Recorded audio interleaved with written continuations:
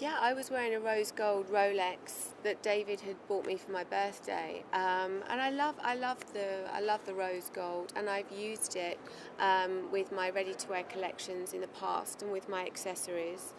And you know, I just thought this would be great. You know, let's have an element of rose gold in the design as well. You know, it's very subtle, but it's done in a very cool, very chic way. And I think that rose gold again is something that people can very much associate with me, my personal taste, and also my brand. I think that it has a feminine feel to it, but not overly feminine. I think that it also feels quite masculine as well. I wanted to design a car that I want to drive, but also David wants to drive as well. You know, I didn't want to do anything really, really feminine. I wanted it to have a very strong masculine feel about it.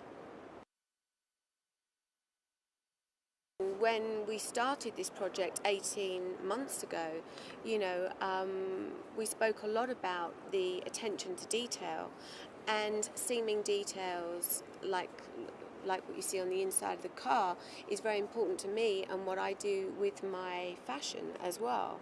And so I wanted to know what I could do, what the limits were, and we used these called baseball stitching, didn't we, on the inside of the car, that I think really complemented the car, works for Range Rover, and it's also very on brand for me as well. And those details are very, very important, and I appreciate those kind of details, and I think that the customer will as well. I knew that I didn't want to just do a black interior. I knew I didn't just want to do an ivory interior. I wanted something that felt very modern and very cool, but also had a little bit of a classic feel about it as well. And I think the tan is very, very chic. I think it's very unexpected. I think it was quite a challenging colour to work with because it is quite different, and I love it. I think that it really complements the exterior.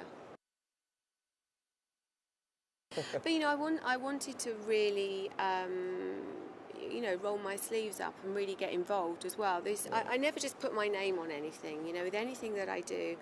And it was great to go to Gaydon and meet some of the people that have worked for Range Rover, you know, actually making the cars for years, and really get to grips and to really understand the brand was very, very important to me. It wasn't just about turn up and, you know, sign off on a few designs and then leave. I was very hands-on, and I loved every minute of it. She was very, said this before, very focused and very diligent, consistently.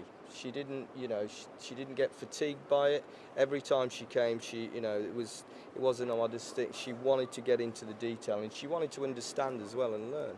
I really did, and I was getting bigger and bigger and bigger because I was pregnant when we first started working with each other. Nothing else changed. It was just the lump in front. Well, I was getting bigger and bigger and big, and yeah, it was just a great experience. The whole experience was, and Jerry's team are adorable. Yeah.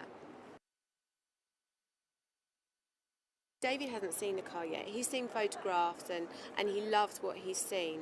But you know, I take my kids to school every day. I mean, you know, I'm sure David will drive it to training. I've got a good route for you. You've got a good route. Yeah, in California. Yeah, I know a good route to test the car. Right. But you need to be seen in this car, don't you? Oh God, so, absolutely. You know. But you know, I'm a real mum. You know, I loved everything I do with my kids. Take them to school, pick them up from school, take them on play dates, that kind of thing. And they are very, very excited to see it. Very excited. The kids will love it. I mean, the Evoque itself, it's apparently, I remember reading in the press, it's a car that I remember an article where a journalist said, I've seen lots of cars that can make people turn their heads, but he said, I haven't seen too many that can make people walk into lampposts.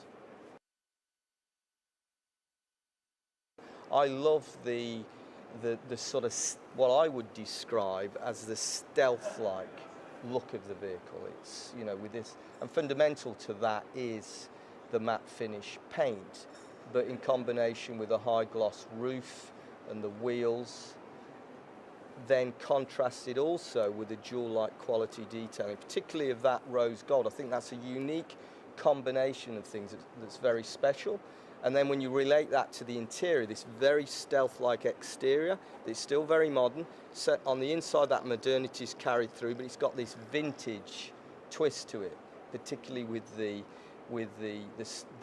tanned leather. And Victoria was very focused on making sure we got the right leather. We looked at lots and lots of materials. I remember you were totally preoccupied, quite rightly, with the feel. You know, the right tactility, getting that sort of almost like butter soft feel to the leather. And then also some of these other touches like the stitching that reflected Victoria's life in America.